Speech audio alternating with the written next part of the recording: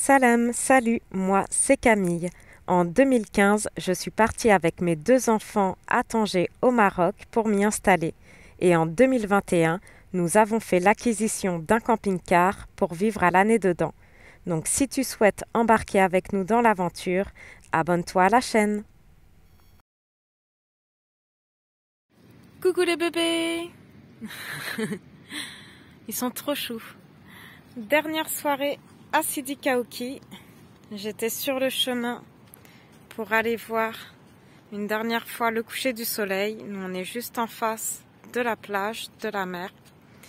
Et tous les soirs, on a un magnifique coucher de soleil. Le lendemain, et dans quelques secondes pour vous, on prendra la route avec le fourgon de mon père et le camping-car pour moi. Mais on laissera le camping-car et on sortira des sentiers battus avec le fourgon 4x4 pour vous emmener dans un magnifique endroit qui sont les cascades de Sidi Mbarek. Je vous laisse donc admirer ces magnifiques paysages et je vais vous parler dans cette vidéo du minimalisme avec la vie en camping-car. Alors, étant souvent dans des lieux reculés, des villages, loin des grandes villes, on est déjà beaucoup moins tenté d'acheter ce qui nous plaît, car pas de grandes surfaces partout et de magasins à tout va, et du coup, on achète ce dont on a vraiment besoin. On a aussi peu de place, donc avant d'acheter quelque chose, je me pose la question de savoir si j'en ai vraiment besoin et si la place que ça prend vaut le coup de l'acheter. Et moi qui, avant d'emménager dans le camping-car il y a maintenant presque 6 mois, je me demandais comment j'allais faire pour y ranger toutes mes affaires après pourtant avoir fait un grand tri et beaucoup vendu ou donné des affaires. Et il y a beaucoup de choses que j'ai emmenées dont je ne me suis pas encore servi, que je ne me sers pas au quotidien. Alors maintenant, j'en viens même à me dire que j'en ai vraiment pris trop. Et en plus de la place restreinte, il faut aussi faire attention à ne pas dépasser les 3,5 tonnes.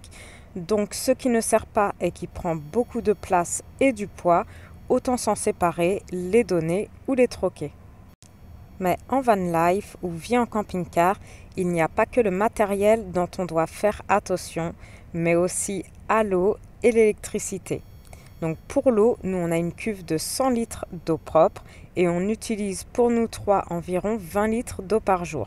Et cela nous suffit pour les douches, la chasse d'eau, la vaisselle, la cuisson, se laver les mains, les dents et faire de temps en temps une petite lessive. Et pour ce qui est de la consommation électrique et utiliser le minimum de panneaux solaires et de batteries qui ont un coût.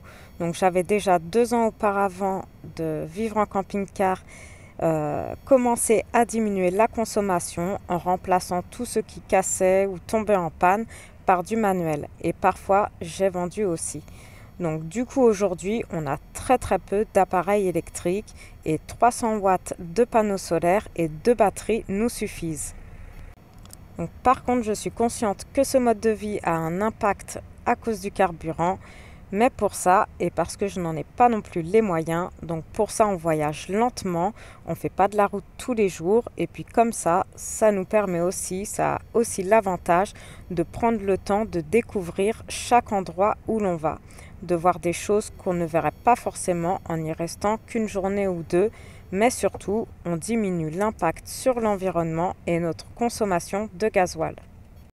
Alors forcément, avec ce mode de vie, on devient un peu minimaliste, on n'a pas trop le choix, mais en tout cas, ce n'est pas du tout un sacrifice et au contraire, ça nous permet de nous rendre compte de l'importance de l'eau, des choses et on n'a pas forcément besoin de tout ce matériel dont on a dans une maison, dans un appartement où on va se servir quotidiennement que de très peu d'objets finalement.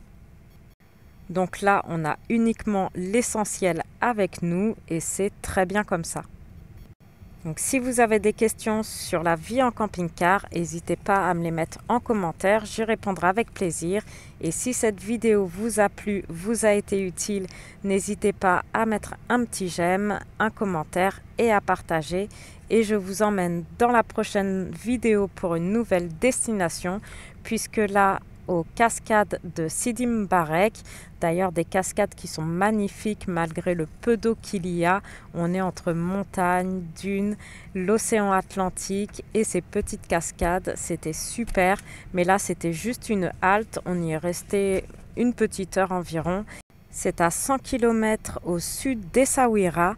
Donc là, on y a été on a fait 5 km de piste en 4x4. L'accès était impossible avec le camping-car.